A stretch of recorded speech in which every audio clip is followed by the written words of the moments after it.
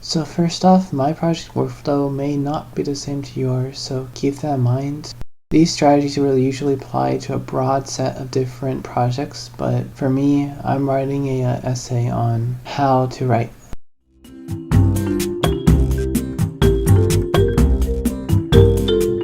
So projects, love them or hate them, they are the basis of everything. They're kind of like an annoying friend in a way. Well, if only they forced you to do all the work and in return they gave you the satisfaction of getting something done. As you already know by now, it can be hard to even decide where to even get started in these monstrosities of human labor, but that's why we create strategies.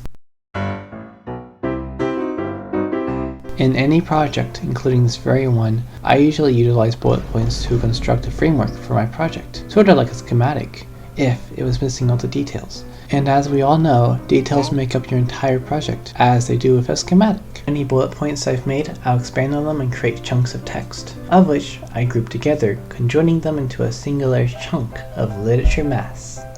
I then can comb through that trash heap to clean it up, turning the mass into nice readable passages. I usually call this a progressive process, as you're progressively forming your paper from the ground up into something more presentable to other people, and it works pretty well. Of course, you can't just YOLO it and start writing, and well, I sometimes do exactly that. I mean, it works, even if I do it more often than I want to, but as it so happens, this is what I call an iterative process, as you continuously build on to your work. I use either or depending on the weather, so if the outside barometric pressure is normal, I usually pick the iterative process. Otherwise, I pass out and sleep forever. Jokes aside, either or works fine. I usually use the progressive method if I'm writing something more formal, as it usually aligns more with a typical engineering type workflow, and while being more concise.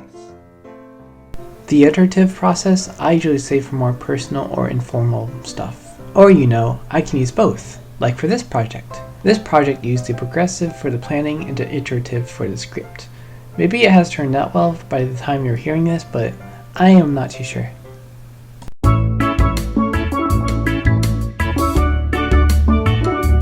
In no way do I like work, especially having to listen to myself for hours on end.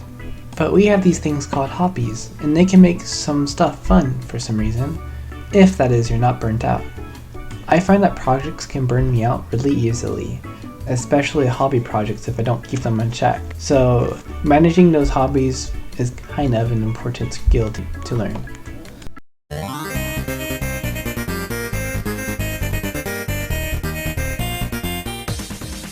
I honestly don't know what is laziness or what is ADHD, as I often will lose motivation for literally everything and just end up sleeping in bed all day because I'm not even motivated enough to go play games on my computer.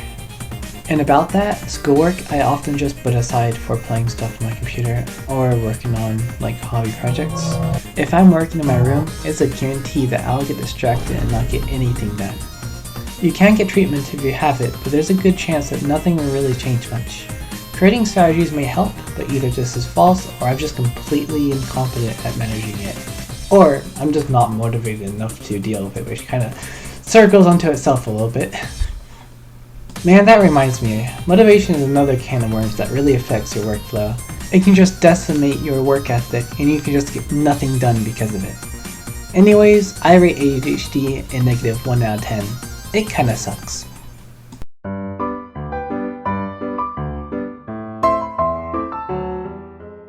Like I mentioned before, I cannot get anything done in my room. I find that there's a lot of possible distractions, more so if I just work somewhere else. I don't really have a powerful laptop. The only laptop I have has a 720p screen and it's really not enough for very many applications, especially like Adobe Premiere. Adobe Premiere's UI just doesn't work well on a low resolution monitor for some dumb reasons. And the laptop is kinda broken a little bit. So all in all, if I can, I will work somewhere else, but sometimes it just cannot be avoided to me because of technological constraints.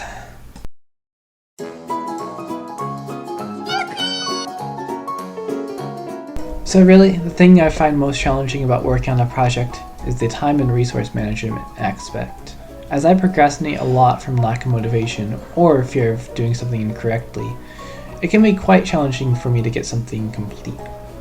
So of course, that's something I need to work on and build up a process for managing my time like I have with doing the actual work. I usually undervalue this aspect of a project, and I've also seen many other people do it, so it really happens to the best of us. I really do believe that this is one of the most crucial aspects of a project, because after all, if you don't know what you're doing, then how are you going to do anything? Merely by saying, I have to write whenever I write a paper, is part of this planning process, no matter how stupid it sounds.